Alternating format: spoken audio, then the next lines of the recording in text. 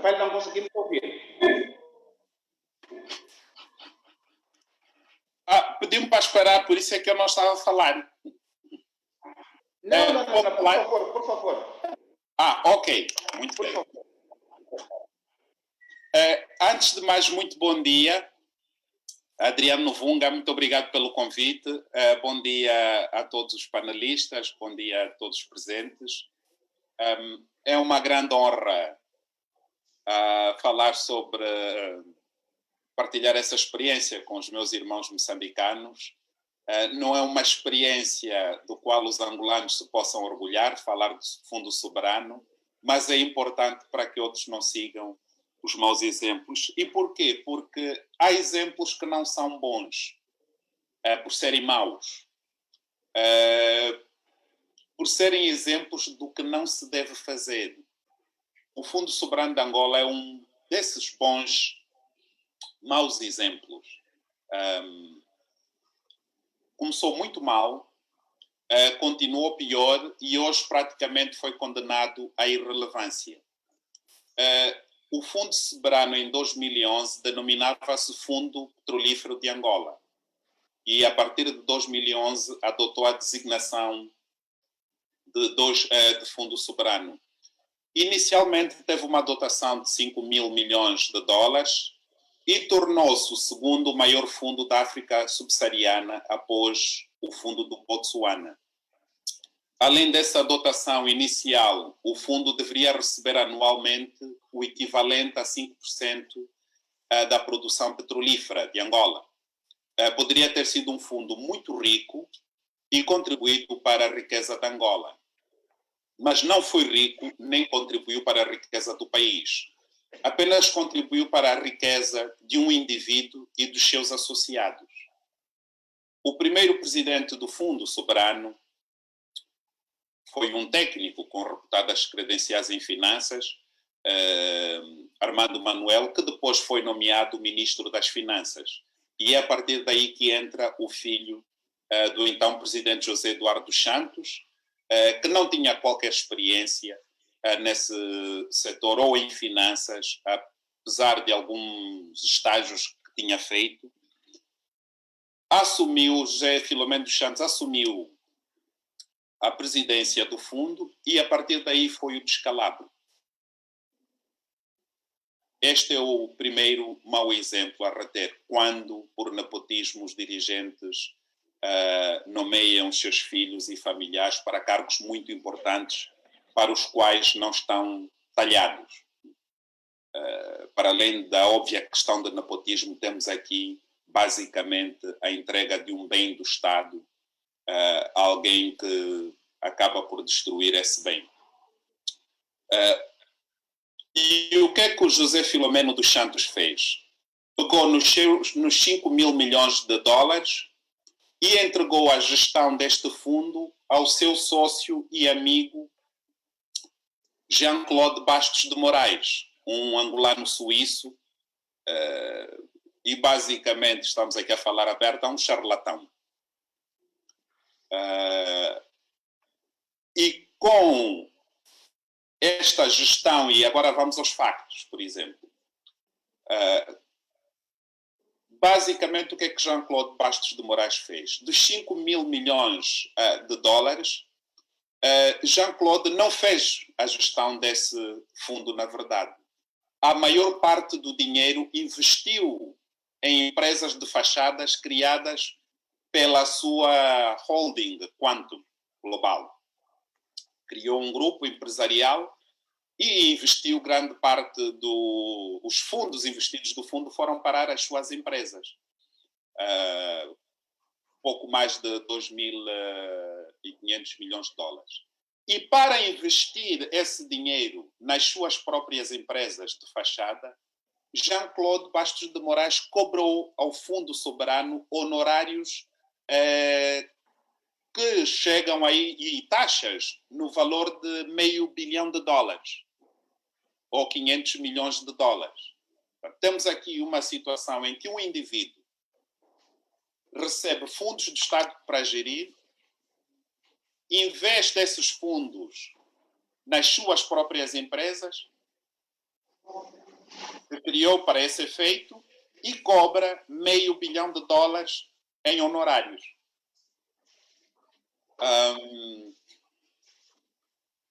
A reduzida porção que foi realmente investida não serviu os interesses do Estado e do governo angolanos, tendo antes sido canalizada principalmente para projetos pertencentes a Jean-Claude. Além disso, o ZENU comprometeu o Fundo Soberano a pagar cerca de $180 milhões à Quantum e outras empresas controladas por Jean-Claude Bastos de Moraes, ao abrigo de contratos fictícios de prestação de serviços. Vou dar um exemplo. Há uma fotógrafa que veio fazer umas fotografias para o Fundo Soberano. E o contrato para fazer essas fotografias eram $500 mil. Só para ter uma ideia da dimensão de como os dinheiros saíam do país. Relativamente... Aqui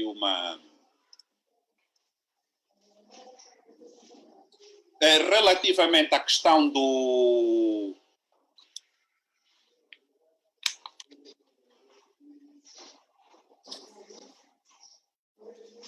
Alô? Alô, Rafael? Desculpa, teve aqui um... pronto. Que extraordinário. Pronto. Relativamente ao conteúdo dos termos de contratos entre o Fundo Soberano e a Quantum Global de Jean-Claude Bastos de Moraes, eram altamente unilaterais e prejudiciais ao Estado, em especial no que diz respeito não só ao valor dos honorários e das taxas cobradas, mas com uma falta de controlo do fundo sobre os seus dinheiros e a margem de manobra da Quantum Global para fazer investimentos que deram origem a conflitos de interesse na realidade. Jean-Claude Bastos de Moraes investia em Jean-Claude Bastos de Moraes e o Fundo Soberano não tinha controlo sobre o seu próprio dinheiro. Os $5 mil milhões foram transferidos para as contas com a Northern Trust Company em Londres para serem administrados pela Quantum. Do dinheiro transferido para a Northern, $2 mil milhões, conhecidos como portfólio líquido, foram retidos sob a forma de dinheiro ou títulos equivalentes, e o resto em empresas de Bastos de Moraes, de que se sabe muito pouco. Obviamente que o retorno destes investimentos foi tão insignificante que não cobria a taxa anual de administração de 1% paga a Quantum Global pelo fundo nos 2 primeiros anos. Isto significa que o Fundo Soberano de Angola, dirigido pelo filho do G. Eduardo Santos, pagava mais alguém para gerir o seu dinheiro do que os lucros que recebia dessa gestão. Em português corrente, estava a pagar dinheiro para perder dinheiro. Era basicamente este o esquema. O mecanismo era muito mais complexo, mas não vamos desenvolver aqui para sermos sucintos. O importante é referir que oficialmente o fundo deu sempre prejuízo. Temos uma bolsa de $5 mil milhões que só dá prejuízo. Portanto, em vez de contribuir para a economia angolana, o que fez foi gastar mais recursos dessa economia. A sua prática foi precisamente contrária aos objetivos que oficialmente tinham sido delineados. Na verdade, só em 2017, com a ascensão de João Lourenço à presidência da República, é que o Fundo Soberano publicou contas com um lucro fictício. José Filomeno dos Santos quis disfarçar a sua incompetência, e aqui um caso claro de ladroagem, e valorizou um investimento numa empresa que ia construir um porto de águas profundas em Cabinda, Porto Caio. Na verdade, foi apenas uma valorização contabilística que não correspondeu a qualquer valor real, porque a empresa de Porto Caio também pertencia a Jean-Claude Bastos de Moraes. E o porto até hoje não foi construído. Finalmente, em 2018, José Filomeno dos Santos foi exonerado da presidência do fundo. E, inicialmente, Jean-Claude Bastos de Moraes recusou-se a devolver o dinheiro que até então mantinha cativo na Northern Trust Company em Londres. Foi preso, esteve 6 meses na cadeia e fez um estranho acordo com as autoridades judiciais, que não está previsto na legislação angolana, em que Angola desistia de qualquer processo criminal contra si, em retorno dos 2 mil milhões de dólares que ainda se mantinham em portfólio líquido na Northern Trust Company. E foi assim que esse dinheiro foi devolvido a Angola e Jean-Claude Bastos de Moraes saiu diretamente da cadeia para o aeroporto e foi-se embora de Angola. E não mais teve problemas com a justiça. E o que é que aconteceu aos 2 mil milhões de dólares? Depois aqui um problema. Apesar dessa prisão preventiva, quer dizer, não houve da parte do Estado nenhuma diligência no sentido de recuperar os outros fundos que foram desviados por Jean-Claude Bastos de Moraes. E o presidente da República, João Lourenço, tomou também uma decisão de descapitalizar o Fundo Soberano. Pegou nos 2 mil milhões de dólares e colocou-os para financiamento do Plano Integrado de Intervenção nos municípios, em que esse dinheiro foi distribuído pelos municípios numa espécie de plano de obras públicas para as eleições, ganhar as eleições autárquicas. E o resultado também da realização dessas obras tem sido um desastre em princípio. Basicamente, ficamos com um fundo soberano sem fundo e que nunca deu lucro e agora está descapitalizado. Esta, em resumo, é a história do Fundo Soberano de Angola.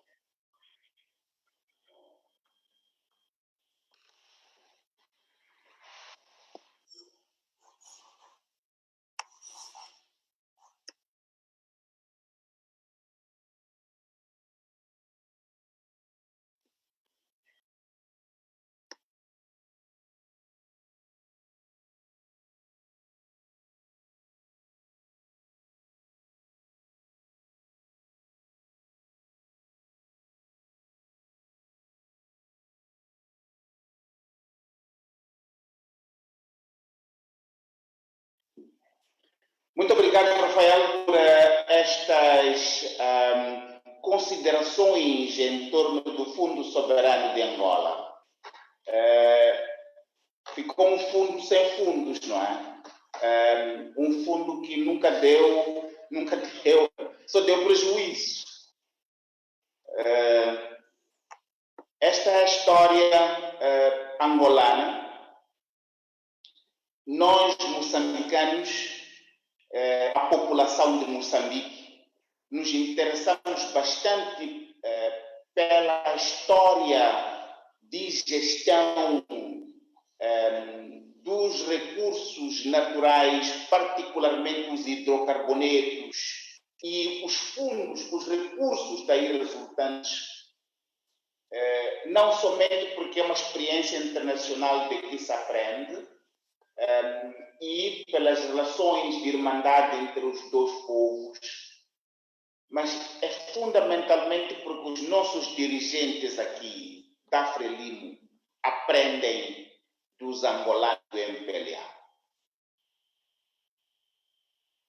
Tudo que se passou em Angola, este mecanismo a que faz referência, que é um mecanismo de expropriação do Estado para as elites dirigentes, à volta da Empresa Nacional de Hidrocarbonetos, no nosso caso aqui a ENH, aprendem isso de Angola, aprendem isso com os irmãos do Atlântico. Por isso, nós, como sociedade civil, nos interessa termos este contato direto com a sociedade civil angolana, que é para trocarmos experiência, que é para trocarmos informação. É verdade que os montantes são diferentes. Rafael está a falar de 2 bilhões de dólares que foram movimentados por 2 indivíduos. Nós aqui em Moçambique, sabe, temos o escândalo das dívidas ocultas e ilegais. O valor é o mesmo. No nosso caso aqui, esse escândalo levou o país à falência. Angola, evidentemente, por ter recursos próprios, por se tratar de má gestão de dinheiro próprio do Estado angolano, que resulta dos recursos naturais, a situação fica relativamente possível de gerir. No nosso caso aqui, são hospitais que ficaram sem medicamentos, sem infraestrutura básica. É o Estado que não conseguia pagar professores, não conseguia pagar os polícias e um crescimento galopante da pequena corrupção e violação de direitos humanos ao nível mais básico, porque os polícias começaram a extorquir as pessoas, os professores começaram a extorquir os alunos porque não eram pagos.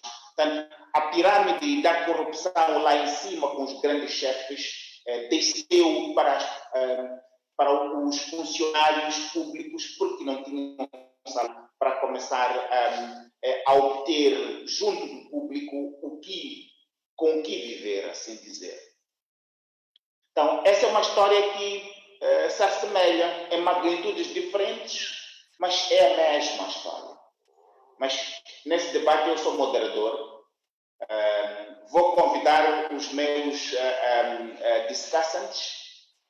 Vou começar pelo engenheiro Matimula, a quem vou dar 4 minutos. Engenheiro Matimula, está aí?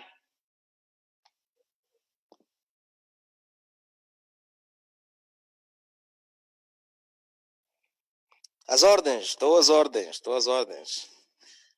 Por favor, a sua justiça. Bem, bom dia a todas e a todos. Eu sou Matimula, sou da Associação Nacional de Extensão Rural e membro da plataforma da indústria extrativa, a qual venho representar neste webinar. Ouvindo da história de Angola e consubstanciando-me de algumas informações relacionadas ao nosso país, entendo que pecaram 3 aspectos fundamentais, nomeadamente a independência do fundo, a transparência e a prestação de contas. E olhando dessa experiência, trazendo para o nosso país, queria emprestar um pouco dos vários sábios que mencionaram que o nosso país, em 2017, por exemplo, arrecadou perto de 350 milhões de dólares em impostos sobre ganhos de capital da empresa italiana Eni, resultantes da venda de uma participação à ExxonMobil, e em 2019 cerca de 880 milhões de dólares também dos impostos sobre ganhos de capital resultantes da venda da Anadarko Petroleum para o Ocidental Petroleum. Análise preliminar de um leigo, eu poderia dizer que o fundo de Angola, que ficou sem fundo, não preparar-se devidamente, pode ser igual neste processo, porque somando e assumindo que os 350 milhões de dólares e os 880 de 2017 e 2019, respectivamente, fossem um fundo de reserva e usados em investimentos nos setores produtivos existentes de Moçambique, eventualmente a situação da dívida que hoje nos encontramos poderia ter um outro olhar, sobretudo na manutenção do câmbio do dólar face ao metical, que não conseguimos até então assegurar o processo. Se perguntarmos onde foram os perto de 1,23 mil milhões de dólares, não vamos ter respostas. E se o Moçambique não se preparar em processos amplamente consultativos para assegurar que os vários quadrantes da sociedade moçambicana participem na definição do fundo, podemos ter um caso igual ao caso da Angola. A questão que eu quero trazer com esse pequeno exemplo é, tratando-se de um fundo soberano, como é que o processo foi concebido por parte da Angola e quais são as premissas sobre investimentos, alocação e, quiçá, eventualmente, a distribuição dessa riqueza para os concidadãos ao nível de Angola. Primeiro. Segundo, olhando para a experiência da Noruega, nós entendemos que a Noruega olhou o fundo com a perspectiva de investimento interno e externo para capitalizar e assegurar a pensão dos cidadãos da atualidade e os futuros. E hoje a Noruega é o exemplo de um melhor fundo a nível do mundo. Onde é que a sociedade civil angolana esteve? O que é que fez neste processo para assegurar a sua participação, para assegurar até o processo de seleção do presidente ou da equipa que faria a gestão do Fundo Soberano? Digo assim porque não queremos que o mesmo caso seja similar ao que venha a acontecer em Moçambique. Sobretudo porque entendemos que para Moçambique as questões de consulta ampla, a questão de definição do que de facto deverá ser feito, a questão de canalização desses fundos em benefícios geográficos, setoriais, deverá ser uma premissa fundamental, assim como o envolvimento do Parlamento na tomada de decisão sobre o que é que se faz com o fundo.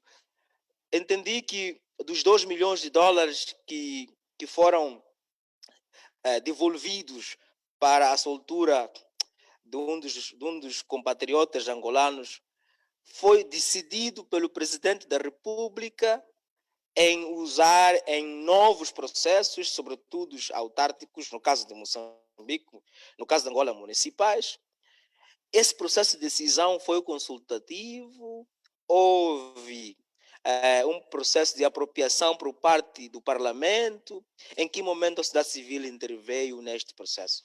Bem, por agora são essas reflexões e questões que gostaria de abordar. Muito obrigado. Muito obrigado, Matimula, por essas considerações. Então, a questão que fica da intervenção do Matimula, Rafael, como é que foi isso? Dos 2 bilhões que foram devolvidos, ou que foram recuperados desse ilustre suíço-angolano em troca da sua liberdade, que pertenciam ao Fundo Soberano de Angola. Eles foram politicamente alocados para os municípios. Qual foi o processo decisório para isso? Como é que foi a participação dos angolanos e da sociedade civil angolana em particular? Como é que isso foi feito? Portanto, esta é uma questão. Ao Dr. Aníbal Malango, meu caro amigo.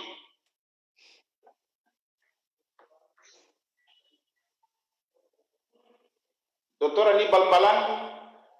Sim. Por favor, a sua justiça, a sua justiça. Os angolanos querem ouvir, os moçambicanos querem ouvir, o mundo quer ouvir a reagir à experiência de Angola. Bem, muito obrigado e mais uma vez neste painel que está nos a permitir ouvir várias abordagens e por via disso, se calhar aprendendo. Caso começa a ter uma visão mais um bocadinho daquilo que pode ser, se calhar, um fundo soberano ideal. Também quero agradecer ao Sr. Rafael Marques, porque trouxe-nos, de facto, não aquilo que nós, por vezes, lemos e ouvimos a opinião dos outros, mas estamos a ouvir na primeira pessoa aquilo que efetivamente aconteceu em Angola. E penso que o engenheiro Jordão buscou muitos aspectos que eu também gostaria de trazer aqui, que também como reflexão sobre Angola. Primeiro que quadro legal existia em Angola quando se decidiu que devia se rumar?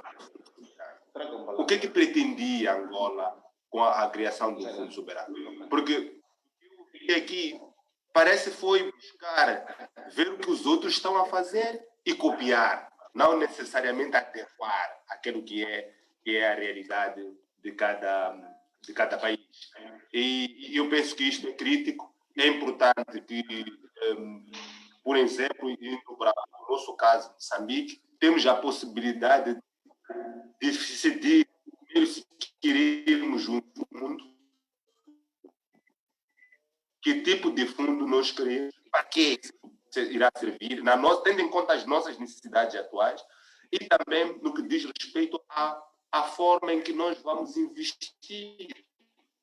Do ponto de vista desses recursos que estarão nesse fundo, qual será o seu propósito? Para que deve servir para benefício do nosso país? Temos também aqui uma oportunidade de nos prepararmos e termos uma ideia clara, desde já, fazendo uma perspectiva em termos de projeção do que se espera que virá. Porque se continuarmos a ter expectativa, e nós temos, por exemplo, receitas que não estávamos a contar com elas, eventualmente isso poderá dificultar uma melhor gestão. Por quê? Porque nós já dissemos anteriormente, o nosso orçamento é deficitário, sempre que aparecem ganhos extraordinários. Há despesas que já estavam a guardar para poderem ser satisfeitas. Mas se nós formos ter uma previsão clara de que a expectativa é que nós teremos, a partir de 2023, uma receita adicional do montante X, e nós poderíamos, de alguma forma, investir em proporção Y e a outra servir para necessidade por hipótese, de alimentar um fundo soberano. Penso que estas são as abordagens que nós temos hoje. Temos a oportunidade, nós como Moçambique, para fazer diferente, tendo em conta esses aprendizados que estamos a ter destas 5 sessões, que devemos de sentar, fazermos um trabalho de o que nós esperamos até o início da produção, quando a produção iniciar nos grandes projetos da Bacia do Rovuma, 2022, 2023, quanto é que é justificável que alimente o orçamento, como é que nós vamos investir a parte remanescente e como é que nós vamos governar este fundo. Porque um dos outros aspectos que está a ficar saliente das discussões que nós estamos a ter é a governação do Fundo Soberano. Mas nós temos, como país, temos um parlamento que é a entidade mais competente para definir, em termos estratégicos, em representação de nós, o que é que nós temos de fazer. Por isso, o debate deve continuar, a meu ver, no sentido de discutirmos a questão de prioridades e a governação deste fundo que nós queremos construir. E muito obrigado. Ia parar por aqui. Obrigado, Dr. Aníbal, da Autoridade Tributária de Moçambique, a destacar a questão da governação, mas também, novamente, a trazer esta questão da importância da constituição do Fundo Soberano, num quadro onde Moçambique e África são países com elevados níveis de deficiência de infraestruturas para atender às mais básicas condições do viver cotidiano das pessoas. Como fazer isso? Na verdade, aqui estamos a voltar para a discussão filosófica da importância do fundo. Mas, sem me alongar, vou convidar o Leão da Gorongosa, professor Mosca, professor João Mosca, por favor.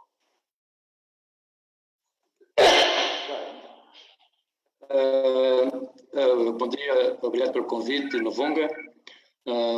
Bom dia aos colegas que estão a participar diretamente e aos outros que estão também online. Penso que os colegas moçambicanos que anteriormente falaram, colocaram um conjunto de questões ao Rafael Marques. Eu iria acrescentar algumas coisas em relação específica ao caso de Moçambique. Moçambique não tem ainda um fundo soberano por várias razões.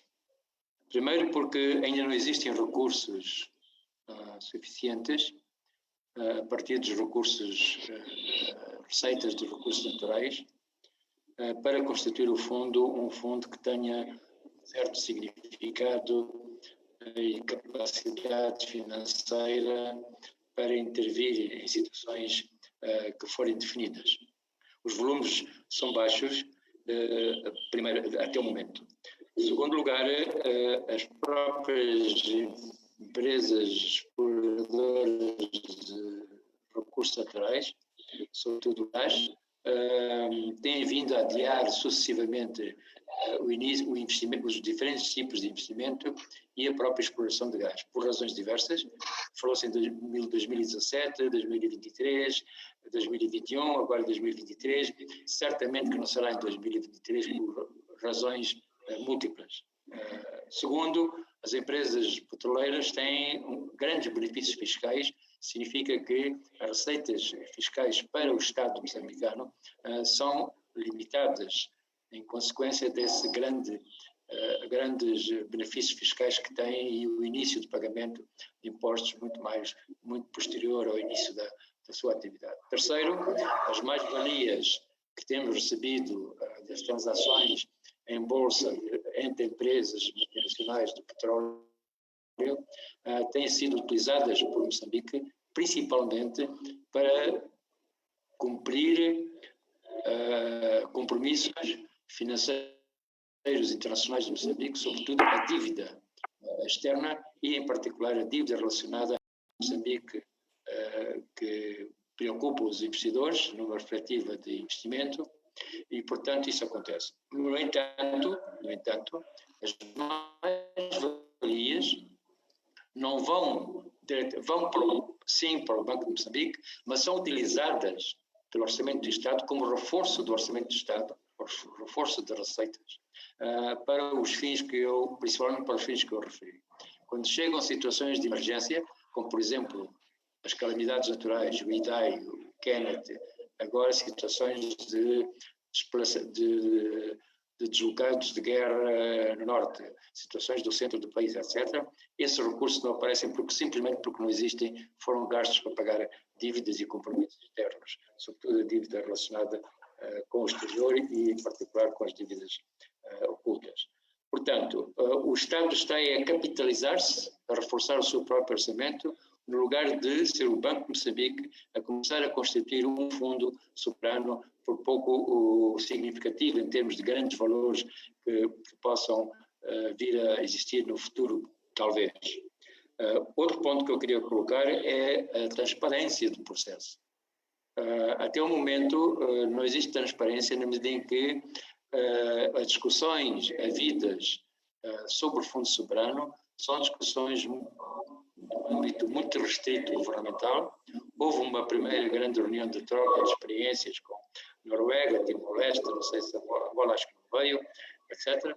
Mas a sociedade civil foi discriminadamente selecionada, isto é, foram selecionados algumas, não outras, e foi selecionada apenas para a fase protocolar do encontro. Quando foi a discussão técnica do fundo, já a sociedade civil e a própria comunicação social foi mandada a sair da sala. Por outro lado, o próprio Banco de Moçambique, na sua gestão diária, à parte do fundo soberano, possível no futuro, é um banco que até o momento, nos últimos 3, 4 anos, está caracterizado por graves problemas de transparência. Ressalto os relatórios de auditorias dos últimos 2, 3 anos que não foram publicados, ressalto a intervenção no Mosabanco, ressalto a utilização do Mosabanco como reforço do fundo de pensões dos próprios trabalhadores do Banco de Moçambique. Portanto, há aqui problemas sérios de transparência à partida e que, a continuar assim, certamente que a sociedade civil não terá uma possibilidade de atuação de dentro, mas a partir de fora para dentro. Isto é, como outsider, a pressionar como agente de pressão, mas não como agente que internamente discute as questões. Portanto, eu por agora iria cingir-me a isso, apenas dizer que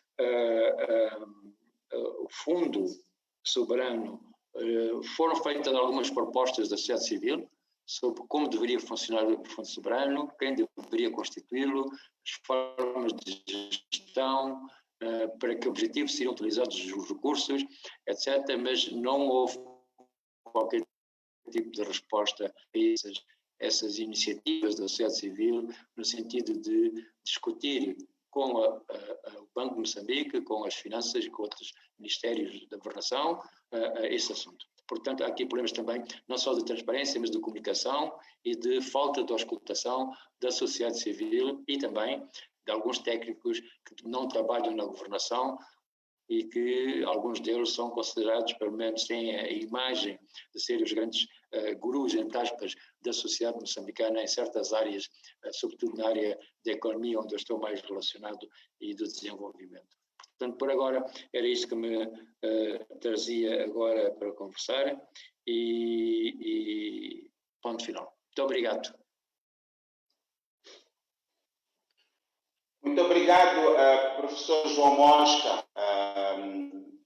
a quem nós tratamos carinhosamente pelo leão, mas desdentado da gorongosa, ali na região central do nosso país, Moçambique, este extenso e belo país, banhado aqui pelo Oceano Índico, riquíssimo em recursos naturais, mas empobrecido. Um dos colegas referiu, e bastante bem, para a questão de que, muito recentemente, o Estado moçambicano, o governo de Moçambique, recebeu, e esta é uma questão até muito problemática aqui, mas recebeu, esse é o facto, há sensivelmente 15 dias das eleições, uma empresa multinacional fez a transação que resultou em aproximadamente 880 milhões de dólares, que foram entregues a um governo de gestão, um governo que ia ser sufragado nas eleições seguintes, e esse dinheiro utilizaram de forma não transparente. Como é que você entrega a um governo de gestão que está de saída, o povo vai decidir qual é o governo seguinte, 850 milhões de dólares. E iniciamos este ano de 2020, esse dinheiro desapareceu. Esse dinheiro foi entregue para desaparecer, justamente. Então, quando o professor Mosca diz que sim, não acredita que se vai estabelecer o Fundo Soberano, mas também destes fundos extraordinários que chegam às mãos dos governantes e não sabemos como vão ser geridos. É também esses dinheiros bastante fabulosos para um Estado como Moçambique receber uma única vez 880 milhões de dólares num cheque passado por uma empresa. e o dinheiro desaparecer. Isto é um escândalo, não muito diferente do escândalo de que estamos a falar aqui do caso angolano. E a razão por que não se fala muito dessas coisas é porque, como sabe, estes governos têm um nível de violência política muito grande contra as pessoas. O espaço de liberdade não está assegurado para as pessoas falarem livre e abertamente sobre estas questões. Então, a experiência também de Angola nos serve para compreender que não precisamos esperar pelo fundo soberano no sentido mais clássico do termo, mas este dinheiro que o governo de Moçambique recebeu, que não mostrou a ninguém como é que utilizou, em nenhum momento o Parlamento aprovou a utilização deste dinheiro e o governo utilizou. Não, ia pagar empresas. Quais são essas empresas que beneficiaram deste pagamento? São empresas dos camaradas, são empresas deles que beneficiaram desse dinheiro. Então, acaba ficando nas mãos deles. É por isso que nos interessa bastante compreender como é que a situação em Angola se procede. Rafael, esses são os comentários, estas são as questões. Mas deixa-me retomar a questão do fundo. A questão do fundo é justamente esta, ponto de partida. É que, enquanto temos consciência de que o dinheiro para o Estado moçambicano não vai chegar rapidamente, porque, contrariamente à Angola, Moçambique, o recurso que tem é gás natural. E leva o tempo. São investimentos já importantíssimos que devem ser feitos para a monetização destes recursos. E num contexto onde o preço baixou significativamente por causa da Covid e por causa do excesso de produção que se vai registrando. Mas a realidade é que, com tudo isto considerado, já há dinheiro que foi mal gerido. Se formos a contabilizar o dinheiro das mais-valias que o Estado moçambicano recebeu, chega a 1,5 bilhão de dólares. Esse dinheiro desapareceu. Se nós formos a organizar uma auditoria séria, independente, vai ficar claro que este dinheiro não tinha uma infraestrutura de gestão confiável. E ele foi gerido para os bolsos dos chefes, para os grandes chefes do nosso país, não em benefício da população. É por isso que nos interessa pensar num fundo soberano, não somente como um instrumento de transmissão de riqueza para a próxima geração, nem não somente como um instrumento para atender aos anos de chuva, assim se podemos dizer, que caracterizam os países ricos. Mas como é que o processo da feitura, do estabelecimento deste fundo soberano, pode ser um ponto de entrada, uma oportunidade para os moçambicanos debater a questão de como é que se vai gerir as receitas que vão vir. Porque se esperarmos quando as receitas chegarem, nessa hora nenhum político vai nos ouvir. Nenhum político vai nos ouvir.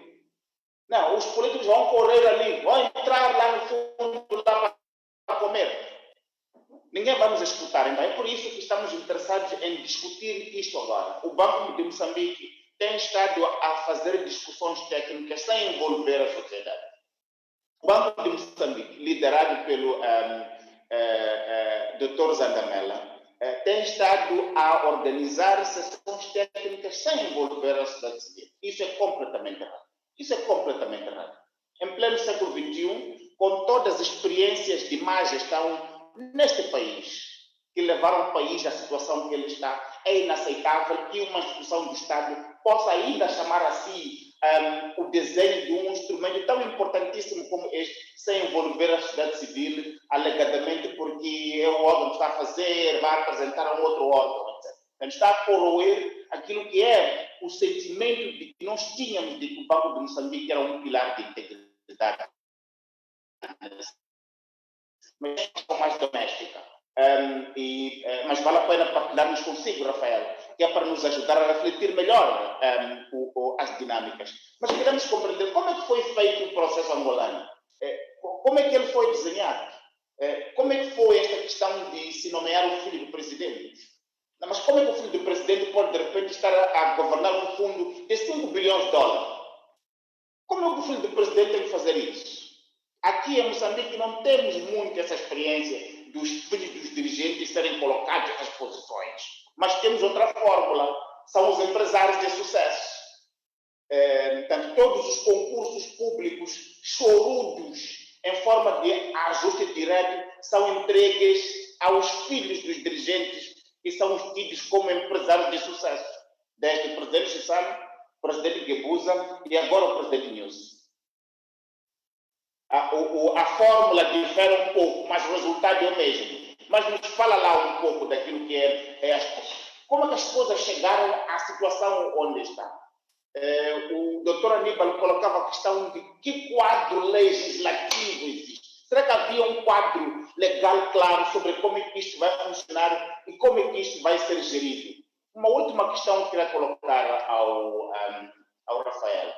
Se olha para o caso timorense, se olha para o caso do Timor-Leste, Timor-Leste decidiu criar o Fundo Soberano como forma de gerir a doença holandesa, evitar a doença holandesa, e disseram assim, não, mas tem que utilizar o dinheiro do Fundo Soberano.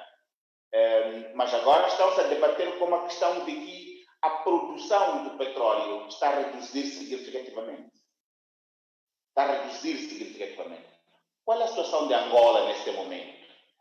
Os níveis de produção em relação ao preço, a dívida com a China, como é que está tudo isso aí? E qual é o estado de espírito dos angolanos? Qual é o estado de espírito dos angolanos em relação à gestão de tudo isto aqui? Posso responder? Pronto. Muito bem. Eu começaria pela questão do... Bom, é preciso explicar primeiro que em Angola deu-se a efetiva privatização do Estado. Nessa altura, estamos a falar aqui, pronto, não vamos falar até de questões legais, porque houve a privatização do Estado. E o presidente José Eduardo dos Santos tinha todo o poder para fazer o que quisesse e bem entendesse, incluindo entregar os bens do Estado à sua família de forma aberta. Eu, em 2009, só para ter uma ideia, na minha tese de mestrado na Inglaterra, o título da minha tese era a transparência do SAC. O que havia de transparente em Angola era o SAC, a forma como os dirigentes roubavam o país à luz do dia. Constituíam empresas, tornavam-se eles próprios nos sócios das empresas, com os seus nomes. Quer dizer, o que era transparente em Angola era a pilhagem. Como se processou, por exemplo, essa aceitação do filho do José Eduardo dos Santos como presidente do Fundo Soberano? Na qualidade de jornalista, eu recebi muitos colegas estrangeiros quando o Fundo Soberano, quando José Filomeno dos Santos ascendeu à presidência do Fundo Soberano, e nessa altura soube que houve um investimento de 3 milhões de dólares para trazer alguns dos principais órgãos mundiais para cobrir o lançamento do Fundo Soberano. Foi um exercício de relações públicas. E também no caso de Angola, precisamente por causa do lobby do petróleo, do lobby diplomático ocidental, a quem José Eduardo dos Santos, quer dizer, Angola, por exemplo, nesses anos, a partir de 2004, 2005, depois da morte do Savimbo, com o fim da guerra, passou a ter, só para terem uma ideia, as operações, o orçamento das operações petrolíferas em Angola chegava a ter 35 mil milhões de dólares anuais. 35 milhões de dólares anuais. Então, era muito dinheiro, e grande parte desse dinheiro não circulava no mercado angolano. Era para operações em Angola, mas para aí só $1 bilhão passava por Angola. Todo o dinheiro era transacionado lá fora, quer dizer, nem entrava no sistema bancário.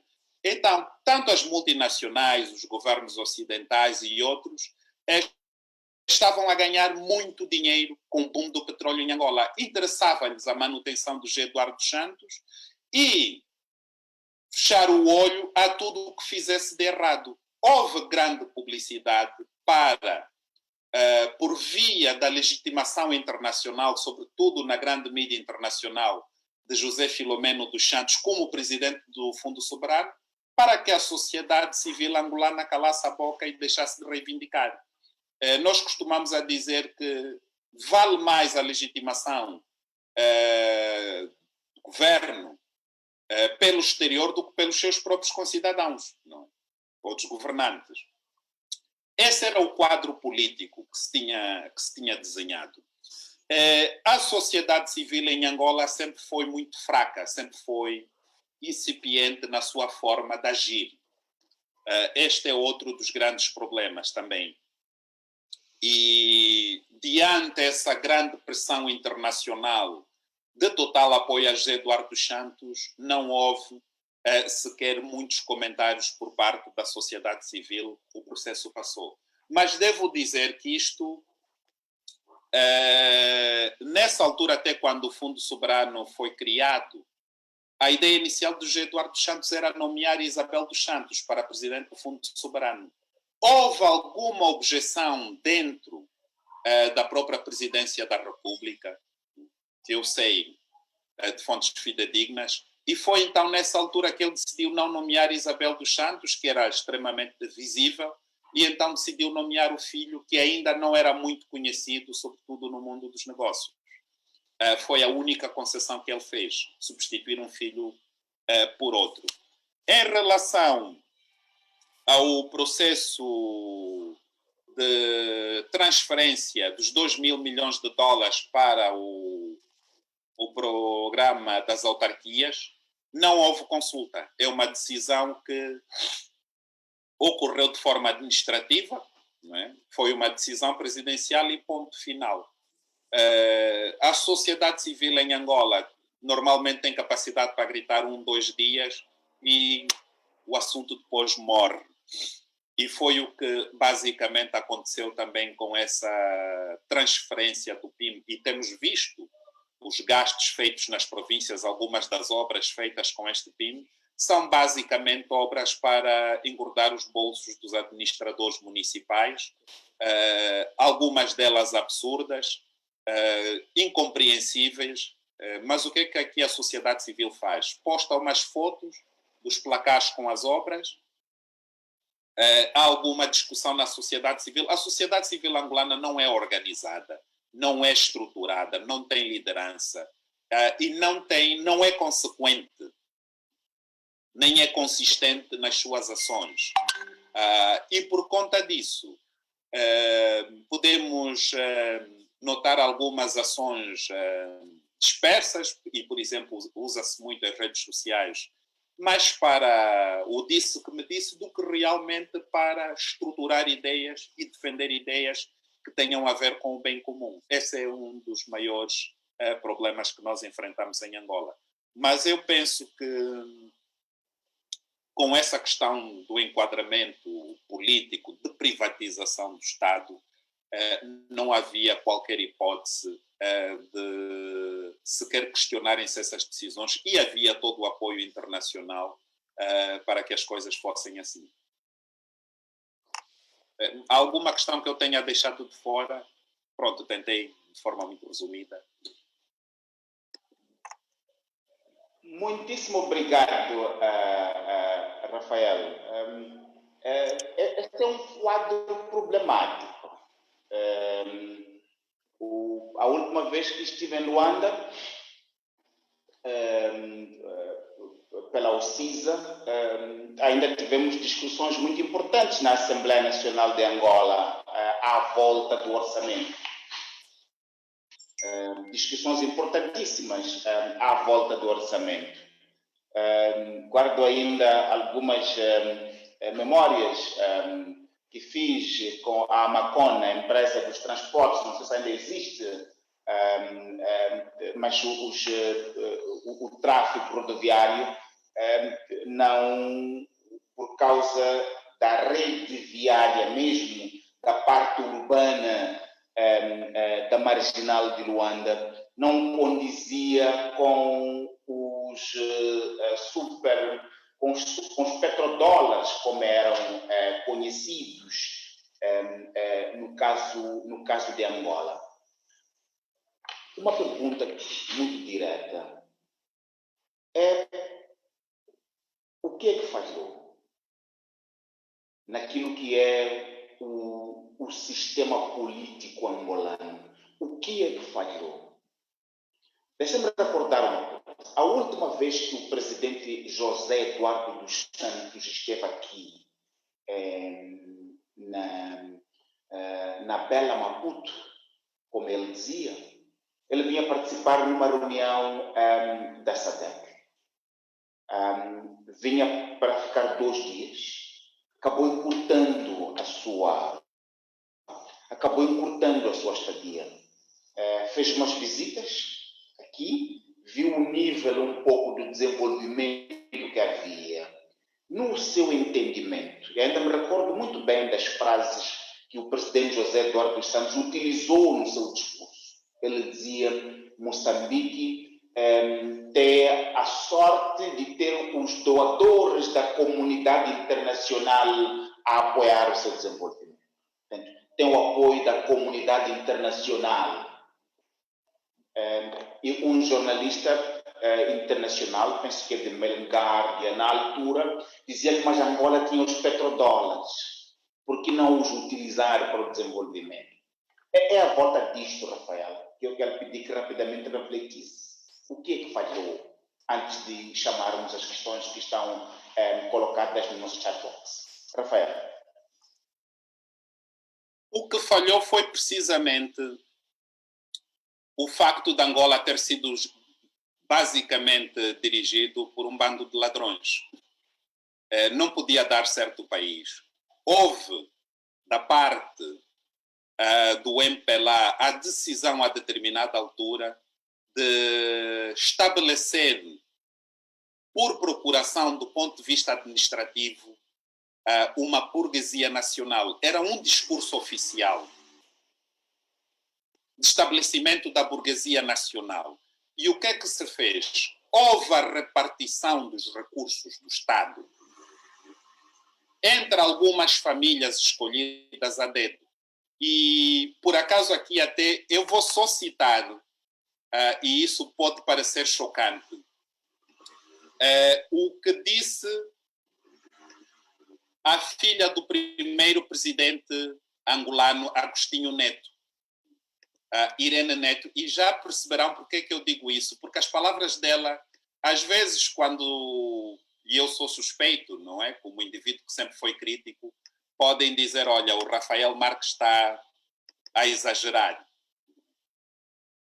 E então, eu vou citar textualmente o que disse a Irene Neto, que foi deputada do MPLA, foi vice-ministra, é uma pessoa com um percurso extraordinário e que hoje tem um grande problema. A sua família também acaba por ser apanhada nas malhas da grande corrupção. A Irene Neto dizia claramente que este não é um país com que ela sonhou. Que houve famílias que foram escolhidas a dedo para saquearem o país e que ela precisava, e foram, pronto, basicamente chamavam-os de um bando de ladrões, não é? E neste momento, há poucos dias, os bens do seu marido foram arrestados porque ele tem 900 milhões de dólares congelados numa conta na Suíça. E contas também da própria Irene Neto, que se atirou contra a chamada burguesia nacional. E o que é que isso causou? José Eduardo dos Santos tinha concedido o monopólio de seguros a uma empresa gerida pelo marido dela, basicamente. Seguros para as operações petrolíferas. Só num ano, já quando Angola estava em crise, em 2015, esta empresa que detinha um monopólio retirou do sistema financeiro de Angola mais de $1.000 milhões em seguros. E esse indivíduo transacionava esses seguros a partir do exterior, fazia o resseguro a preços do mercado internacional, aqui inflacionava os preços 4, 5 vezes mais e tudo era lucro. E esse dinheiro ia parar às suas contas privadas na Suíça. O que é que estou a tentar explicar com isso? Houve, de facto, a repartição dos recursos do país pelos dirigentes do MPLA. Não é? E a comunidade internacional, como o José Eduardo disse, Moçambique tinha apoio da comunidade internacional para o seu desenvolvimento. Em Angola, o MPLA tinha apoio da comunidade internacional para pilhar o país. Por quê? Porque esses recursos da Angola acabaram por servir às economias europeias. Acabou por alavancar a economia portuguesa e estamos a ver agora, quer dizer, a enormidade de fundos que indivíduos angolanos têm, por exemplo, em contas privadas na Suíça e noutras paragens europeias. Não é? Estamos a falar de muito dinheiro. E isso só foi possível precisamente porque os dirigentes angolanos escolheram, para poderem roubar à vontade, partilhar os recursos do país em troca da legitimidade internacional. Este foi o esquema de uma forma muito simples e muito direta.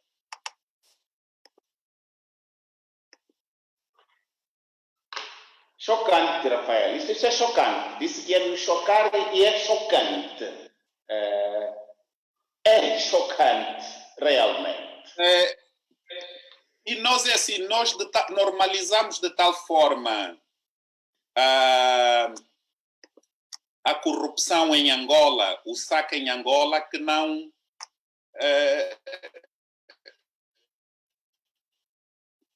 Veja, por exemplo, tenho aqui a citação de Irene Neto, estou a falar da filha de Agostinho Neto, que foi do MPLA e é membro do bureau político do MPLA até a data. Ela diz, os desvios monumentais, descarados, citá-la textualmente, e obscenos ocorreram logo após a morte do fundador da nação. Criou-se um clima de impunidade que a guerra civil prolongada, desnecessariamente, permitiu e a mudança do regime político a ele alterou.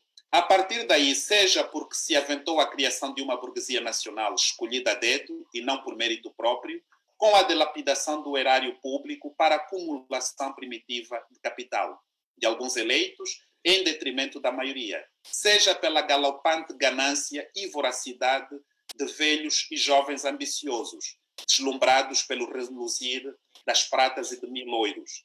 Essa é a declaração textual de Irene Neto, quando se recusou a entrar para o Parlamento outra vez em 2017, não é? Sobre os seus próprios camaradas de partido. E o que é que se vê hoje? Que afinal ela própria também tinha participado dessa acumulação primitiva de capital e só vemos, só numa conta estamos a falar de $900 milhões. E essa é a família Neto. Agostinho Neto morreu há 45 anos. Mais de 40 anos, pronto. E temos este problema. Está a correr agora um processo de arresto de bens, mas aí temos também uma questão legal. Temos indivíduos na cadeia a cumprir penas de 4, 8 anos, 10 anos, porque roubaram uma botija de gás. E temos aqui este caso em que este indivíduo tem os seus bens arrestados, esta família tem os seus bens arrestados, mas não há nenhum processo criminal de que tenhamos conhecimento, não foram constituídos arguidos.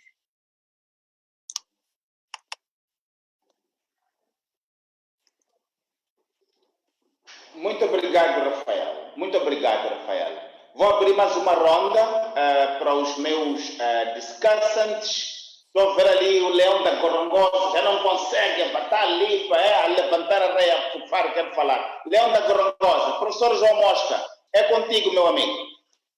Obrigado, Novunga. Primeiro, sou Leão, sou da Gorongosa, por isso dizem que sou da Gorongosa e sou Leão porque eles devem saber porque é que me chamam Leão. A única coisa que eu não concordo é que sou sem dentes, não é? Acho que os dentes estão cá todos ainda, pelo menos fisicamente. politicamente. O resto falamos depois. Bem, eu queria ressaltar duas coisas. Primeiro, eu tenho estado em Angola algumas vezes e realmente acho que a sociedade civil em Angola é muito débil, não é? E a grande parte dela está capturada. E organizações consistentes, com uma atividade continuada no tempo, com suporte social ou suporte de outras organizações, não existe. Aqui em Moçambique existem muitas organizações da sociedade civil, mas também temos algumas dificuldades também, alguns problemas, porque a quantidade de organizações, as pessoas, algumas delas pessoas de grande notabilidade na sociedade, os recursos que têm tido, penso que podia dar muito mais ao país do que está dando neste momento. Mas, de qualquer maneira, tem feito um trabalho notável, várias organizações de sociedade civil, embora pudesse ser mais potenciado. Portanto, essa é uma diferença importante com Angola. Outra diferença importante com Angola é que Angola, o governo angolano e o governo moçambicano têm a base fundamental dos seus ADNs é similar. Simplesmente o governo de Angola, em questões de defesa e segurança e policial, tem uma capacidade e uma eficácia muito superior à moçambicana. De perseguir, de controlar, de prender e de métodos sofisticados de ir matando, não matar, mas ir matando. Nós, por enquanto, temos o domínio de matar e não de ir matando. Em Angola vai-se matando aos poucos, não é? Bem, eu penso que o Rafael está a entender o que é que eu estou querendo dizer, não é? Agora, outro aspecto que eu queria colocar é que nós aqui em Moçambique estamos a falar de gás, em Angola fala-se de petróleo. E aqui há uma diferença fundamental, é que o gás neste momento, hoje, está a $2 e o petróleo está a 40, em valores equivalentes. Moçambique pode-se considerar-se um país rico, não pelo preço do gás, agora, no passado e certamente no futuro, mas sobretudo pelo volume dos jazigos de gás que existem. Porque o gás ele próprio tem um valor relativamente baixo, muito baixo. E tanto mais que a própria Angola tem gás, mas concentra-se no petróleo e não no gás. Por outro lado, a extração do petróleo, do gás, é uma extração que só é rentável em determinadas condições e quando o transporte for por oleoduto e não por outras formas de transporte. E com liquidificação na origem. Depois um transporte em aqueduto. Isso está estudado. E são os próprios angolanos que me disseram, conheço alguns angolanos ligados ao setor, ou que estiveram ligados ao setor petróleo, que me indicam isso. Portanto, a riqueza de Angola é completamente diferente da nossa, não é? Outro aspecto que eu queria colocar é que o governo de Angola tem uma atuação bastante diferenciada da moçambicana, que é a sua enraizamento muito mais em base social de compromisso e de captura que tem a parte moçambicana. A parte moçambicana, Moçambique não teve um volume de recursos suficientes para capturar de uma forma massiva e de forma com volumes elevados a grande parte do sistema do poder, desde o nível central até ao nível local, os próprios líderes comunitários chamados antigamente régulos, não é? Assim, no Vunga, não é? Então, significa que a capacidade de captura e de silenciamento por via financeira de dinheiro em Angola é muito mais poderosa do que aqui em Moçambique. Talvez também por isso que as vozes discordantes, as vozes críticas em Moçambique, vindas da sociedade civil e em alguns casos de forma individual, através de pessoas que têm notoriedade suficiente para ter voz, é completamente diferente da Angola. A semelhança é o funcionamento das instituições do poder, que são muito semelhantes, e também as próprias oposições partidárias são oposições sem força, sem capacidade e com certeza também capturadas pelo sistema político dos respectivos poderes, os partidos que estão no poder, MPLA e Moçambique. Agora eu queria referir uma coisa, a definição do que para que fins são o Fundo Soberano tem que ser claramente definido, porque depois vai acontecer como em Angola. É utilizado para construir pequenas infraestruturas, dar os dinheiros para o nível local. Portanto, o Fundo Soberano não é isso. O Fundo Soberano são os recursos que são utilizados, que podem ser investidos financeiramente no exterior para dar alguma rentabilidade de natureza estritamente financeira do capital, mas também para financiar questões extraordinárias na economia e na sociedade. Como, por exemplo, fazer a economia mais resiliente, mais resistente a choques da economia e do mercado internacional, que as nossas economias são fortemente sensíveis a choques externos, ter recursos para acudir a situações de calamidades naturais. Moçambique é dos países mais mais vulneráveis às mudanças climáticas do mundo e, portanto, temos que nos habituar sistematicamente a essas calamidades, como existem as monções na Ásia. Nós temos que começar a habituar a esses fenómenos e, portanto, algumas obras estratégicas para a estruturação da economia e para suporte de um fundo social para a sociedade moçambicana. O nosso Instituto Nacional de Segurança Social dá cobertura de segurança social a uma percentagem inferior a 2% daquilo que é a população moçambicana. Significa que todos os moçambicanos, ou praticamente todos os moçambicanos, não têm qualquer garantia e segurança de vida após a sua eventual vida laboral, a sua vida económica.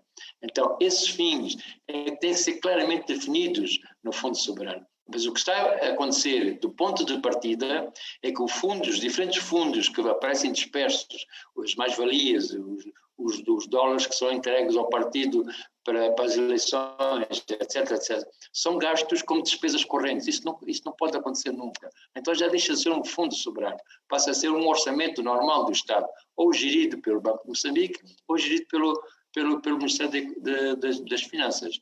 Portanto, esses pontos são questões que eu queria colocar, mas também eu repito que o Fundo Soberano, a sociedade civil, e o Novunga é uma das organizações que tem muito esse papel, mas o CIP e depois os outros de investigação, os outros de diferentes organizações, têm a forte responsabilidade de fazer com que o Fundo Soberano em Moçambique não seja constituído da forma como foi constituído em Angola.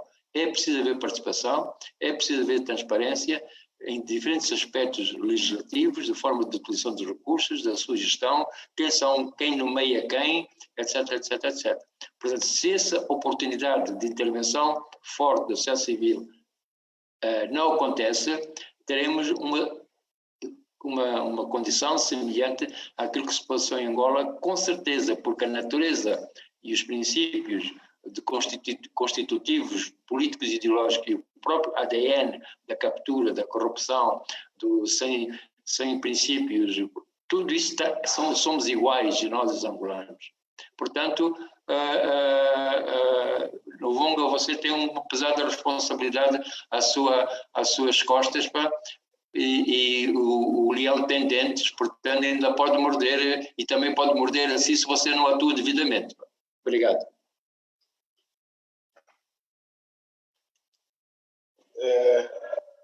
Muito obrigado, Leão. Sim, ainda tem alguns dentes aí e tal. Ok. Matimula, meu amigo, contigo. Bem, eu ia apreciando a dissertação do Rafael, então várias questões surgiam enquanto ele se debruçava.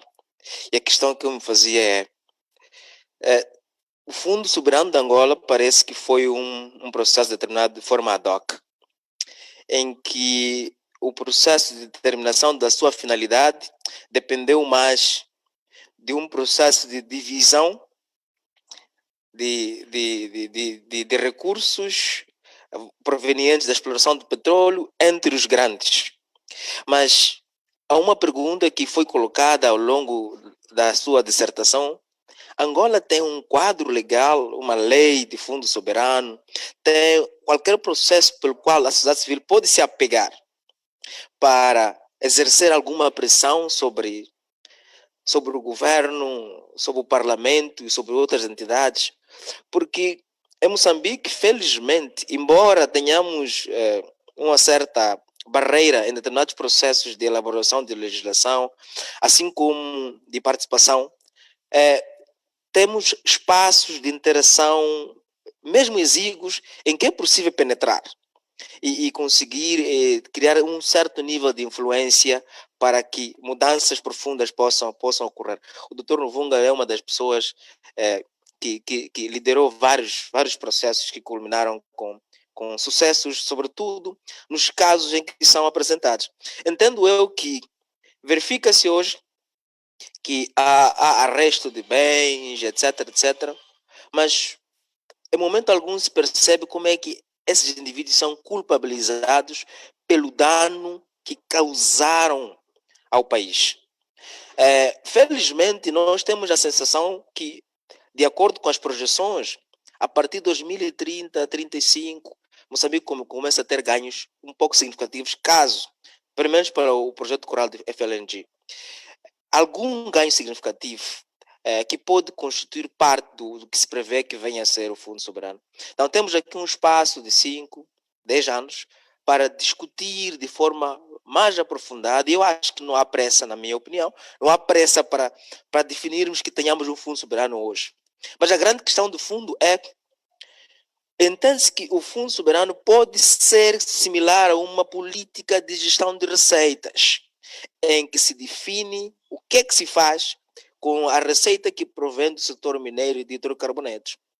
Mas até lá, há estas receitas extraordinárias, há outro nível de receitas de impostos, até do setor mineiro, que não se tem a direção de como é que esses fundos são gastos de forma efetiva.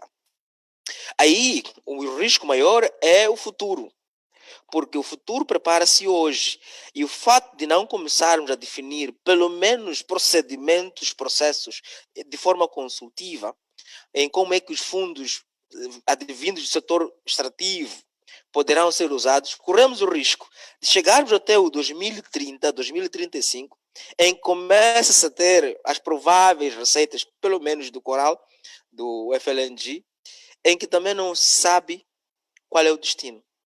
Não há uma lei, não há um procedimento, não há envolvimento, não há participação. Então vamos voltar a sentar num debate igual a este de hoje e dizermos que tentamos fazer alguma coisa, mas não fizemos nada. Então, o meu desafio é também a nós, como sociedade civil, que tal começarmos? Eu sei que o Dr. Nuvunga já começou com uma ideia de fazer os cidadãos compreenderem o que é isto de fundo soberano, para que haja pelo menos premissas de contribuição efetiva. Mas o processo de formulação da lei não é necessariamente que tenha que vir por parte do governo. Nós podemos, como sociedade civil, temos grandes pensadores, como o professor João Mosca, Dr. Nuvunga e outros atores, emprestar um rascunho de anteprojeto de lei que pensamos que possa ser o início do debate, que não somos excluídos neste momento das discussões que o Banco de Moçambique está a ter. Então, acho que podia ser ainda um processo que podia levar o tempo todo que se espera que começamos a ter receitas, porque o pensamento é que o Fundo Soberano vai existir olhando para os impostos de produção apenas, que venha, por exemplo, do setor de gás que Moçambique tem. Mas eu acho que essa análise é um bocadinho quanto meio não realista, enquanto se espera por um fundo grande. É possível começar com um fundo existente, extraordinário, receitas atuais, definindo balizas extremamente claras para onde nós queremos chegar. Então, Rafael, eu termino por aqui. Queria agradecer bastante a sua apresentação, mas eu penso que a Angola pode também aprender de Moçambique, sobretudo no quadro da atuação da sociedade civil moçambicana, e aí trocar-se impressões, por um lado.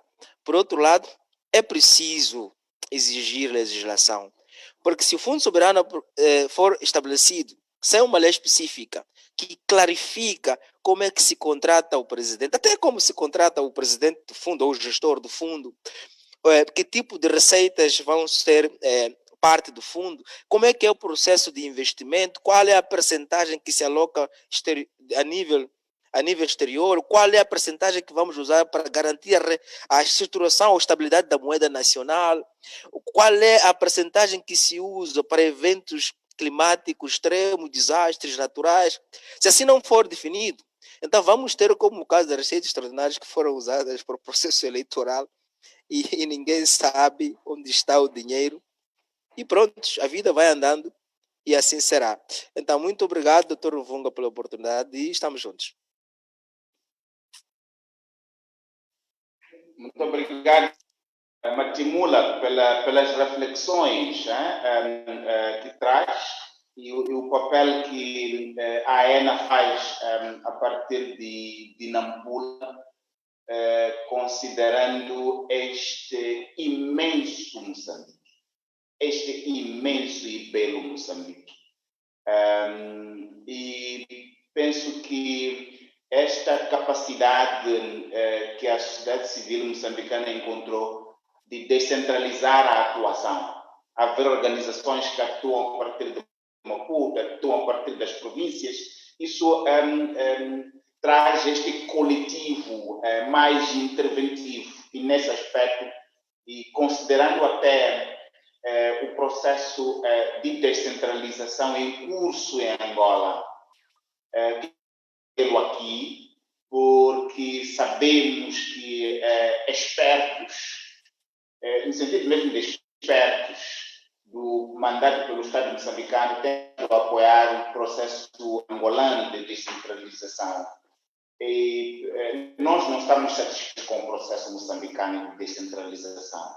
Ele poderia ser o ponto de entrada para o desenvolvimento local, que é do local que se constrói o todo nacional.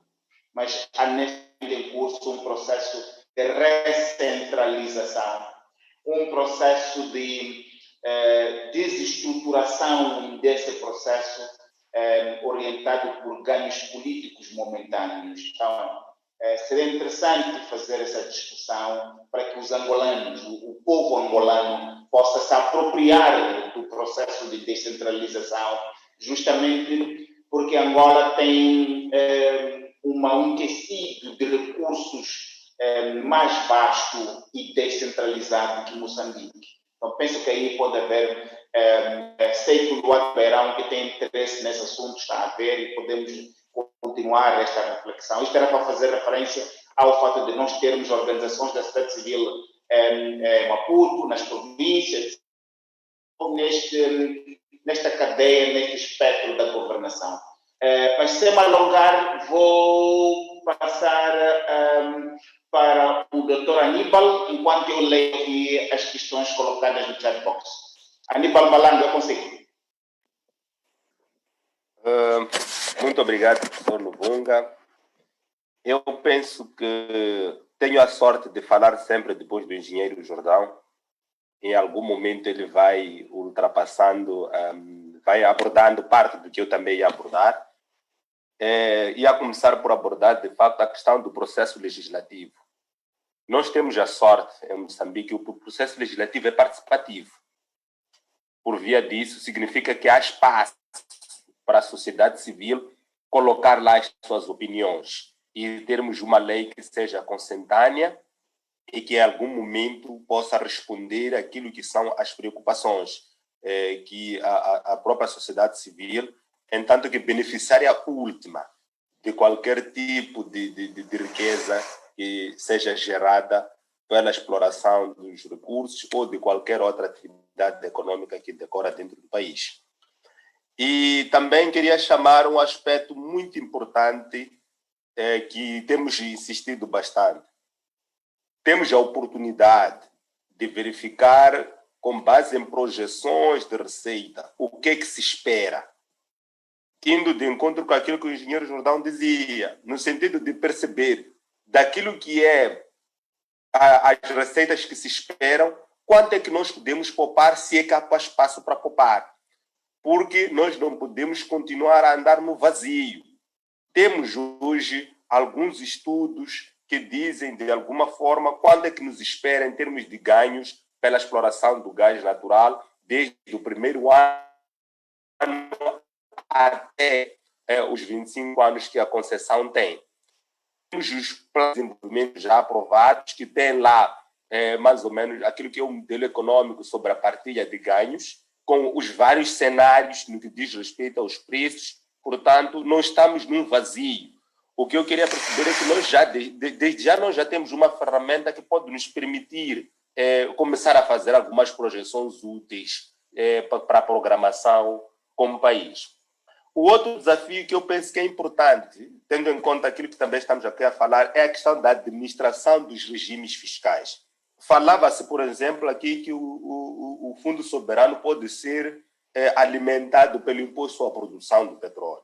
Mas se nós conhecermos quais são os mecanismos de government take que existem no nosso contrato de concessão, se calhar podemos ter um espaço um tanto quanto maior, que é, nós além do imposto à produção, nós temos aquilo que é o petróleo e lucro, não é? Temos aquilo que é o petróleo e lucro, temos aquilo que é o próprio os bônus, temos o IRPC. Nós temos uma vantagem aqui no país, no sentido de que o nosso regime fiscal é híbrido. Permite ganhos desde o primeiro ano de produção. Não são ganhos que são muito, não são ganhos excessivamente elevados, mas que podem permitir qualquer tipo de processo de planificação quanto a essas receitas que nós esperamos ter. A questão também, nós abordamos aqui a questão de benefícios fiscais. Eu queria dizer que nós temos um contrato de concessão com um modelo próprio, que eu não chamaria de que ele tem benefícios fiscais exagerados, não.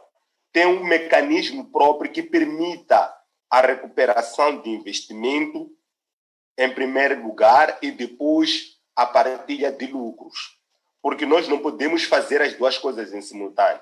Estes projetos recorrem a financiamentos bancários, por vezes, principalmente na fase de desenvolvimento e produção, e por via disso é importante remunerar primeiro os empréstimos que vão sendo feitos. Ora, se eu não dou um mecanismo de uma amortização acelerada nos primeiros anos de início da produção, significa que eu vou ficar com capital ali durante muito tempo e isto poderá, de alguma forma, tornar mais oneroso o próprio projeto. Então, há aqui uma necessidade de, se calhar, as pessoas que estiverem a trabalhar nessas matérias perceberem como é que o regime fiscal que está estabelecido nos nossos contratos de concessão funciona para qualquer tipo de programação que nós queiramos implementar por forma a estabelecer este fundo soberano. Nós temos outra sorte, apesar de que nós descobrimos o gás, nós em 2014 aprovamos um quadro jurídico, aquilo que nós chamamos do regime jurídico do GNL, do gás natural liquefeito, através do decreto-lei número 2/2014, que veio trazer balizas de como é que esta questão de gás natural liquefeito pode ser desenvolvida, até no que diz respeito a questões de conteúdo local, a questões de gás doméstico. Então, nós já temos alguma baliza sobre como é que este gás natural pode beneficiar os moçambicanos. O que se quer é continuarmos a aprimorar os mecanismos, conhecermos o sistema que nós já temos implementado, só assim é que nós poderemos ter ganho. Porque se nós não capitalizarmos e aproveitarmos aquilo que nós já temos, nós eventualmente poderemos reclamar por um benefício que nós não temos, que simplesmente não estamos a conseguir usufruí-lo por mero desconhecimento. E, portanto, eu ia comentar nesses termos quanto a esta questão. É importante, de facto, que o processo seja participativo, que as pessoas, a sociedade civil, junte-se às instituições do Estado que estão a trabalhar nessas matérias, aprendam um bocado mais sobre como é que funciona o setor do petróleos, e isto pode permitir que o país como um todo tenha ganhos, porque todos nós poderemos contribuir com o nosso saber para que tenhamos ganhos nesta exploração. Obrigado, professor Nvonga. Muito obrigado. Antes de passar ao Rafael para comentários finais, vou passar para o professor Mosca, que tem considerações finais a fazer. Professor Mosca, over to you. Muito obrigado. Desculpem eu ter mais uma pequenina intervenção, apenas queria clarificar duas coisitas pequenas. Primeiro, estive aqui a fazer os cálculos do preço do gás e do petróleo hoje, no mercado internacional, e hoje o metro cúbico de petróleo vale mais 600 vezes mais, ou quase 700 vezes mais do que o gás. 700 metros cúbicos de gás equivalem a 1 metro cúbico de petróleo. Então estamos a falar que riqueza é esta, tão falada, tão aclamada. É uma riqueza que vale só pela superextração do gás em volumes imensos, em condições de transporte que as petroleiras têm que resolver e, como eu disse, apenas por oleoduto.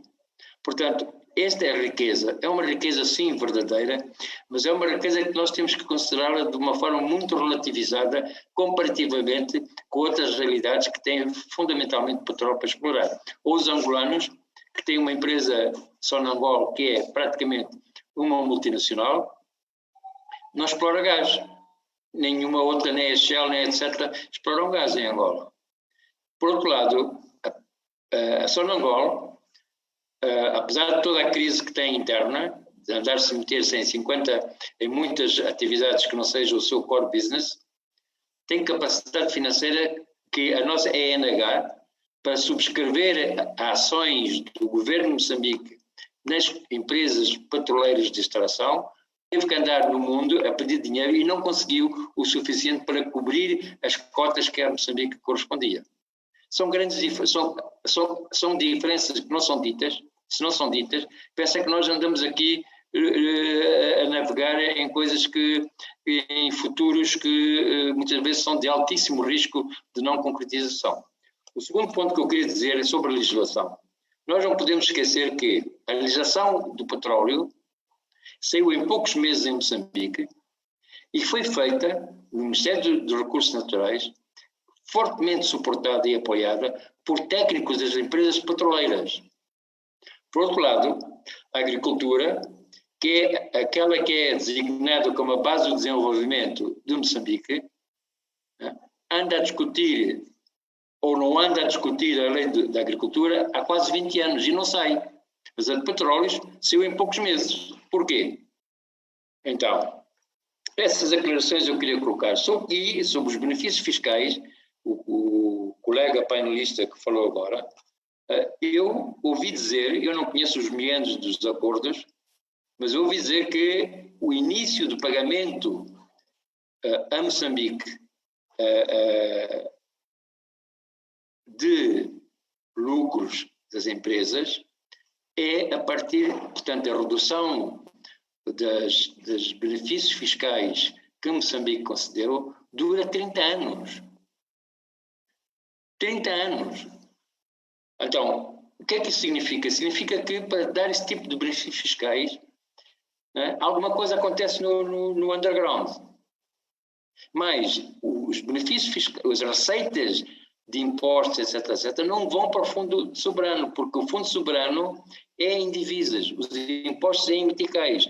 Esses impostos, IRPC, sim que reforçam o orçamento do Estado.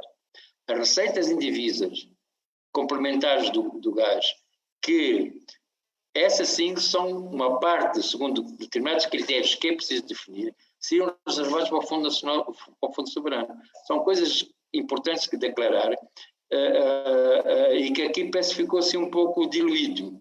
Muito obrigado.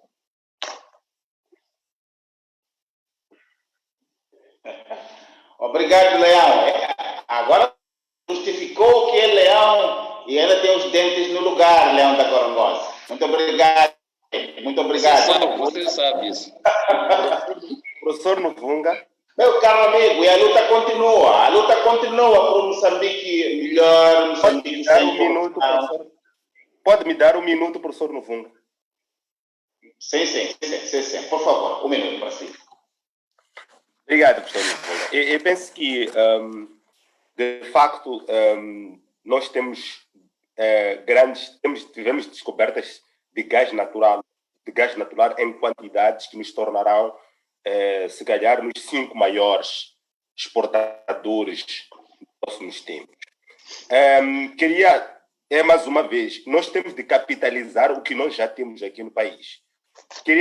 Não é tranquilizar, mas queria informar de que o nosso quadro jurídico, por exemplo, já prevê que as multinacionais do setor de petróleo tenham contabilidade em dólares, para poder eliminar o desfazamento entre o metical e o dólar, que é uma moeda de transação. É por isso que eu dizia que de 2014 para cá nós evoluímos muito no quadro jurídico. No que diz respeito aos benefícios fiscais, os benefícios fiscais são, na verdade, até 10 anos após o início da produção. Não são eternos, até 10 anos após o início da produção. Não são 30 anos, porque até a própria concessão, em termos de produção, é só de 25 anos. Não seria razoável que os benefícios fiscais fossem para além da própria concessão, em termos de produção, que é de 25 anos nos termos da lei. Portanto, eram mais ou menos estes aspectos. É importante continuarmos a ver o que nós já temos aqui no país, que foi desenvolvido, beneficiarmos disso, apropriarmos disso e melhorarmos, se houver necessidade de melhorar. Mas a legislação está lá e penso que é simplesmente aprimorá-la e implementá-la. É basicamente o que eu queria trazer aqui. Muitíssimo obrigado, meu caro amigo Dr. Aníbal. Vou passar a palavra ao nosso amigo, o orador do dia, o Rafael Marques, para as considerações finais. Rafael, over to you.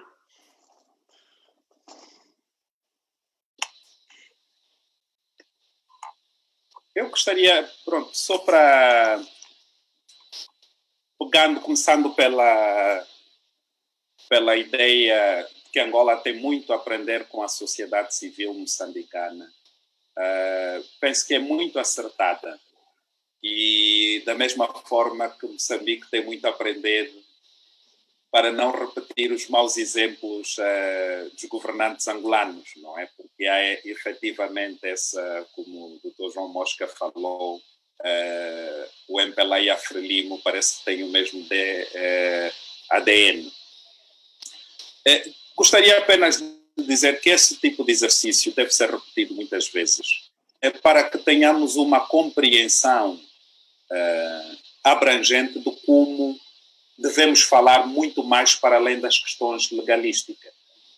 A questão da Angola não tem tanto a ver com a falta de legislação. A legislação sobre o Fundo Soberano e sobre os destinos do dinheiro do petróleo no Fundo Soberano é clara. A gestão política é que foi totalmente arbitrária e continua a ser arbitrária.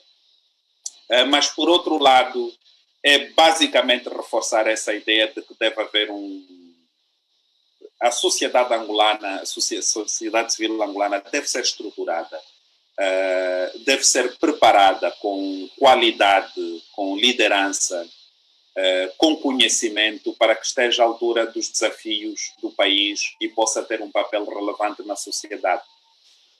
Por outro lado, o mesmo também se passa com os partidos políticos da oposição, que são extremamente fracos em Angola e pouco interventivos nas questões sociais. Nota-se mais a atividade dos partidos políticos, a intervenção dos partidos políticos, quando se trata de reclamar a participação nas eleições ou sobre os resultados eleitorais, mas muito pouco no cotidiano e, sobretudo, quando falamos das questões estruturantes como a gestão dos recursos naturais que afetam a vida de todos os cidadãos e que são a fonte de receitas até para a repressão da própria sociedade. Eu penso que são as considerações finais que tenho a fazer e agradecer apenas os participantes moçambicanos pelo tempo que dedicaram a ouvir sobre a experiência de Angola. Gostaria que tivesse sido uma experiência mais feliz. Gostaria muito que o meu país tivesse um outro, nessa altura, sobretudo, tivesse um outro desempenho. Mas o que é que notamos hoje? Eu vejo muitas pessoas em perfeito estado de saúde mental a procurar comida nos contentores para comerem. Há muita fome em Angola, há muita miséria, a situação econômica é cada vez pior e cada vez notamos mais um desespero por parte dos cidadãos. E esse desespero tem a ver com que muitos aguardam apenas pela abertura dos voos comerciais para se irem embora, porque desistimos sempre, porque em Angola há sempre a ideia de que deve ser o presidente, quer dizer, a própria sociedade está formatada de tal forma que esperam que seja o presidente a resolver tudo, a decidir tudo. A sociedade não se organiza de modo a perceber primeiro que, como diz a Constituição e de forma muito clara, a soberania reside no povo. Então, quem é o povo? Quem defende o povo? São questões também que os meus irmãos moçambicanos e as minhas irmãs moçambicanas devem refletir sobre esta questão. Quer dizer, temos leis claras, temos leis sobre corrupção que são muito claras, o que não temos é maior envolvimento de cidadania por parte dos cidadãos. Não temos os cidadãos a cobrarem esses direitos constitucionais, esses deveres constitucionais, sobretudo junto do governo. Vou dar e acabo com este exemplo triste: a morte de um médico pediatra numa esquadra policial porque não usava máscara no carro, depois de ter feito 32 horas seguidas de serviço. Foi morto de forma violenta, apesar da polícia ter tentado camuflar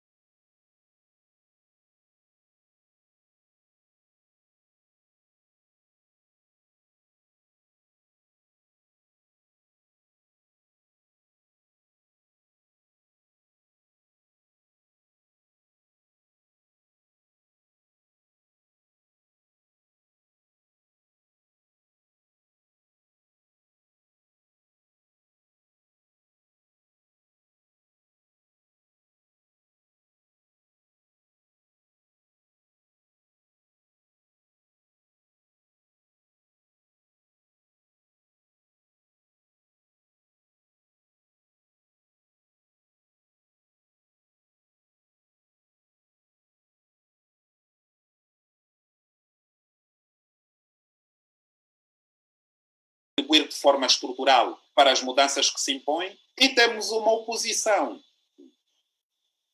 que invariavelmente tem mais boca por altura das campanhas eleitorais e é extremamente fraca na abordagem cotidiana do que se passa, sobre o que se passa no país. Então, com esta sociedade extremamente fraca, a menos que tivéssemos em João Lourenço o Messias, temos de lutar para estruturar a sociedade, as instituições do Estado. Temos aqui uma tarefa extraordinária de reconstituição do tecido social angolano e de começar a fazer algo pelo qual me venho batendo há muitos anos.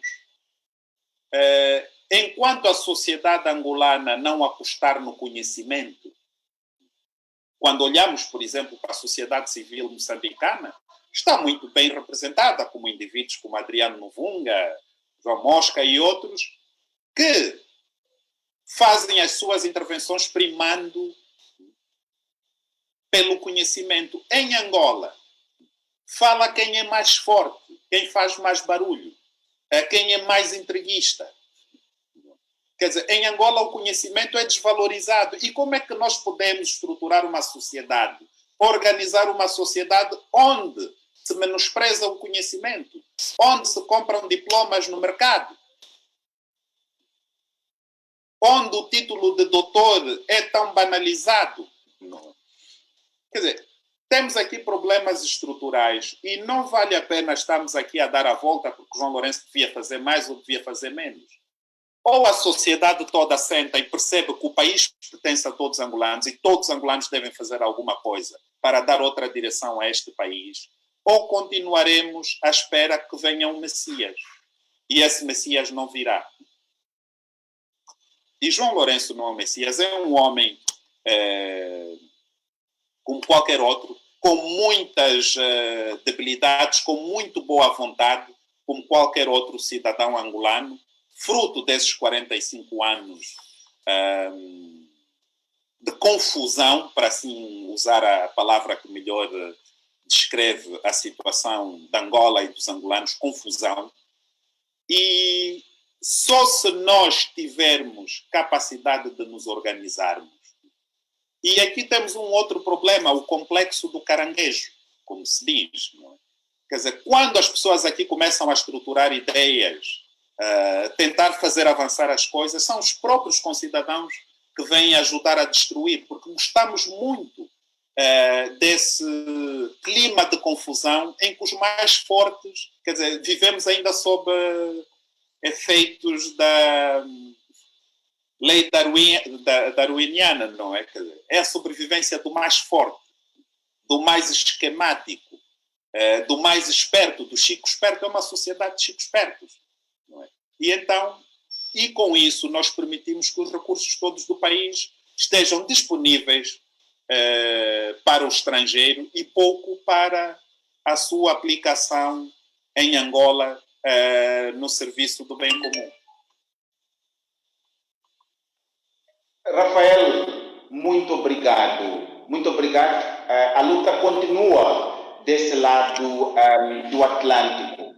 Moçambique, os moçambicanos continuam sempre a acompanhar e a apoiar os processos angolanos. Vamos continuar juntos numa aprendizagem mútua para que possamos continuar a crescer como nações, como povos. Esta experiência de hoje serviu bastante, não somente aos irmãos do Índico cá, mas também aos irmãos do Atlântico, que certamente acompanharam esta discussão e vão continuar esta reflexão sobre como é que podemos evoluir, como é que podemos utilizar os recursos naturais. Angola tem petróleo, tem gás também, Moçambique tem gás, recurso abundante, que sim, o gás de Moçambique vai fazer a diferença. Por isso que estamos aqui, por forma que os termos contratuais sejam corretos, para que as multinacionais tiram o seu ganho, claramente, façam os seus lucros, mas entreguem o devido ao Estado moçambicano, paguem ao Estado moçambicano, que as comunidades beneficiem, que o ambiente seja respeitado e o conflito seja resolvido em Cabo Delgado. E isso passa necessariamente não por essas tendências de hierarquização que estamos a ver ali à volta da segurança das empresas multinacionais, mas com o envolvimento das comunidades, com o envolvimento e participação das comunidades, através do conteúdo local e através de projetos que podem muito e devem, sim senhora, permitir que as comunidades participem e tirem benefício. E somente assim, com a participação das comunidades, e não somente com a militarização daquela zona, mas com o envolvimento sério, honesto, transparente das comunidades, aí podemos ter paz naquela zona para que aquele recurso sirva aos moçambicanos e não seja espoliado por interesses internacionais. Este foi o Vamos continuar com a série da discussão de experiências internacionais de webinars sobre como é que os moçambicanos podem estruturar o seu processo aqui, de maneira que ele seja uma oportunidade, um ponto de entrada para que os moçambicanos possam discutir a questão da governação. A questão da governação não somente como soberana, mas das receitas como um todo. Portanto, esta é uma parte que pensamos que é um ponto de entrada para a discussão do todo, da questão das finanças públicas resultantes. A experiência recente, com o dinheiro das mais-valias a ficar entre os dirigentes. Os dirigentes, sim, se distribuíram entre eles esse dinheiro. É isso que nós não queremos. É isso que nós não queremos. Por isso, estamos a discutir a experiência de Angola e dos outros, para que possamos reforçar aqui as instituições com participação de todos. Não com essa tendência do Banco Central, do Banco de Moçambique, em se guardar como técnicos que não os conhecemos, que não sabemos muito bem que discussão é essa. Queremos participar desse processo para que não tenhamos a maldição dos recursos. Eu agradeço a todos. Próxima sexta-feira vamos ter no nosso programa Política e Liderança no Feminino a Josina Machel, a filha do presidente Samora Moisés Machel, que vai falar do país, vai falar da situação da mulher e vai nos ajudar a refletir como é que dos olhos dela, como filha do antigo presidente da República e da Graça Machel, essa mulher, essa ícone africana e global do empoderamento da mulher, como é que vê o país? Como é que vê o futuro do país? Esse é um convite para que não faltem ao programa Política e Liderança no Feminino, na sexta-feira, com Magda Mendonça. Meus caros amigos, muito obrigado. Continuação de uma boa quinta-feira. Voltamos a estar juntos aqui na quinta-feira, na próxima quinta-feira, às 14 horas, para a continuação da nossa série internacional de webinars. Muito obrigado. Estamos juntos. Um grande abraço. Obrigado. A independência das mulheres, a liberdade das mulheres está marcada por muita lágrima, muito suor e muito sangue. Nós não vamos parar agora. Nós exigimos os nossos direitos. Nós vamos de casa em casa, vamos às ruas, nós vamos exigir ao Parlamento e ao Judiciário que as nossas histórias sejam válidas, que sejam respeitadas. Com um olho, eu continuo como soldado nesta campanha. A luta continua. A independência das mulheres, a liberdade das mulheres está marcada por muita lágrima, muito suor e muito sangue. Nós não vamos parar agora.